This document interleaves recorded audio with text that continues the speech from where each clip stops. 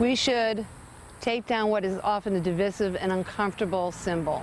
Well, it's not just the NAACP pushing to remove the portrait of Robert E. Lee from the Lee County Commission chambers. Now, former Bonita Springs City Councilwoman Martha Simmons, along with other concerned citizens, are sending letters to the commissioners to, quote, seek their conscience.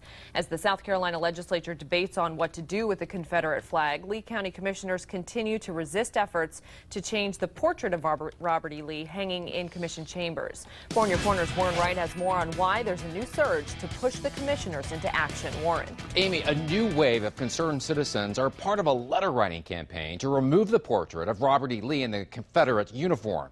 They make it clear Lee is a man of distinction and deserves to be honored, but it's his uniform that so many people find disturbing. He was a gentleman, a learned man, a very accomplished civil engineer.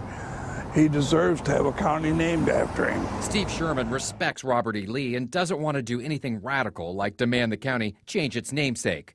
But he does believe this portrait of the general is divisive and needs to come down.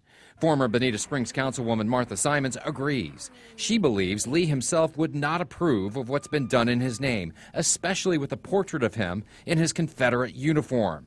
That's why she, along with others, are writing letters like these to Lee County commissioners. General Lee himself said, commit to oblivion the sores of war and the symbols of civil strife.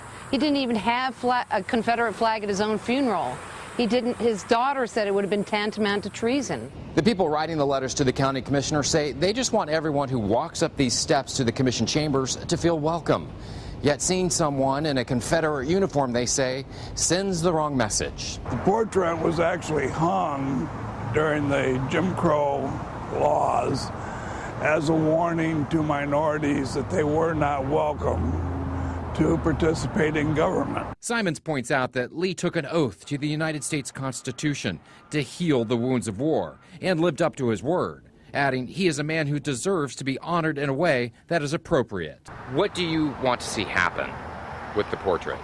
Well, it can be respectfully displayed over at the Southwest Florida Museum if they'll accept it. I think there's a place in history for General Lee, of course. Those who have sent in letters say they have not gotten a response yet from the commissioners, but we'll be sure to ask them about the issue again tomorrow, and we'll let you know what they have to say. Warren Wright, Fox 4, in your corner. All right, thank you, Warren, and we want you to join the conversation on this one. Do you think the portrait of Robert E. Lee should be removed from commission chambers in Lee County? Call us or text us with your thoughts, 206-FOX-4, or you can email us news@fox4now.com.